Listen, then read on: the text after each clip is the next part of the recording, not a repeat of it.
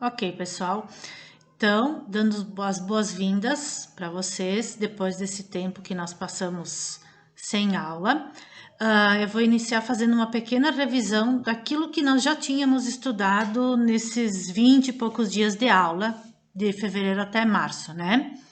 Então, no primeiro e no segundo capítulo do livro, nós vimos o papel dos seres vivos, né? O que eles fazem, como eles se comportam no meio ambiente, o que é uma teia alimentar, né? O que é característica de ser vivo. Então, os seres vivos, eles nascem, eles crescem, se reproduzem e morrem. Os seres vivos são constituídos por uma ou mais células. Os seres vivos, para que se mantenham, eles precisam dos seres não vivos, chamados seres brutos ou seres abióticos. Uma coisa está ligada na outra na natureza. Então, não existe essa ideia de que o ser humano pode viver sem outras coisas. O ser humano precisa de alimento, ele precisa de ar, ele precisa de água, né? Todo o ser vivo, não só o ser humano, ele precisa de várias condições ambientais para sobreviver.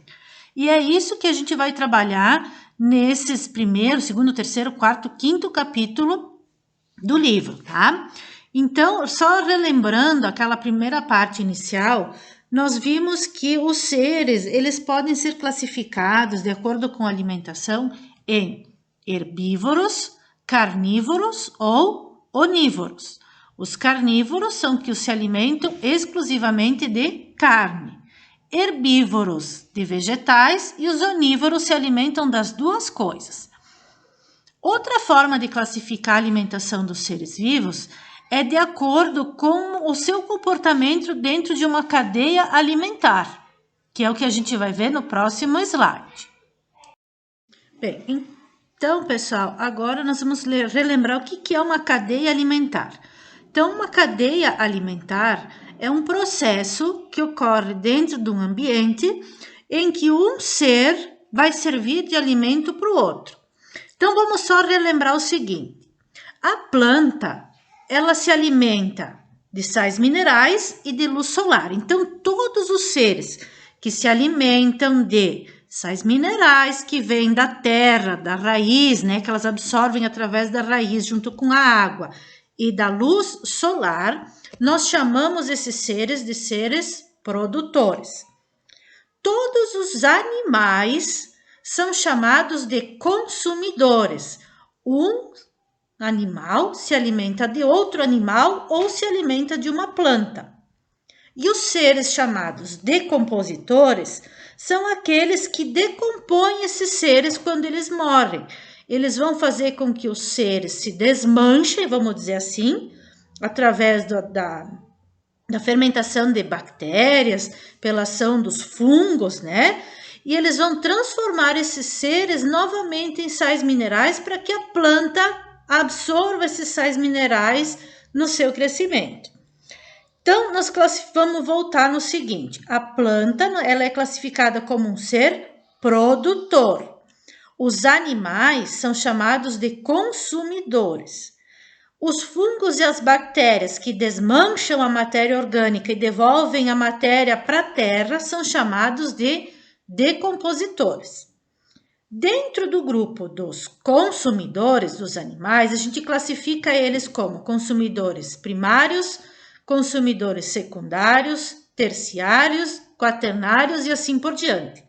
Nesse exemplo, aquele animal que se alimenta do produtor, ou seja, da planta, é chamado de consumidor primário, é o gafanhoto.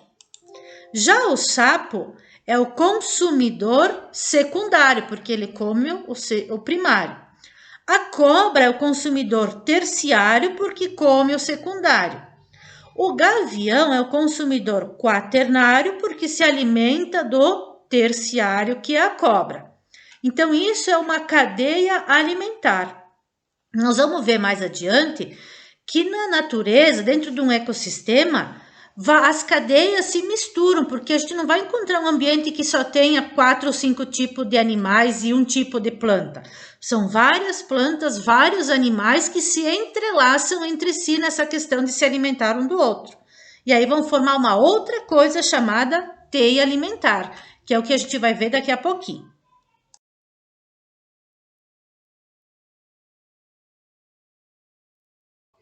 Outro nome que a gente vai aprender, que a gente já vai ouvir falar muito, são os animais detritívoros.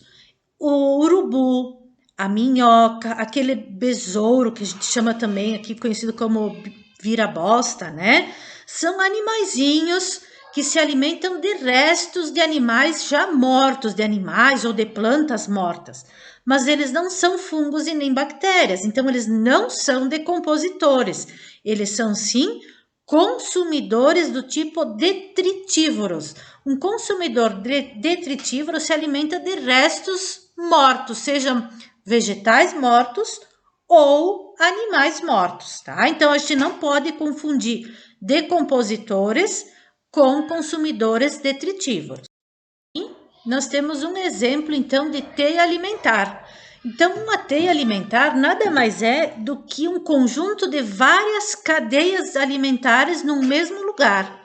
Se a gente for analisar o exemplo aqui do rato, o rato ele forma uma cadeia quando ele se alimenta das gramíneas, quando ele serve de alimento para a raposa e a raposa vai servir de alimento para o gavião. O rato pode formar uma outra cadeia alimentar, quando ele se alimenta de verdura, serve de alimento para a coruja e assim por diante. Então, num ambiente onde várias cadeias podem acontecer, nós chamamos esse conjunto de cadeias alimentares de uma teia alimentar, certo?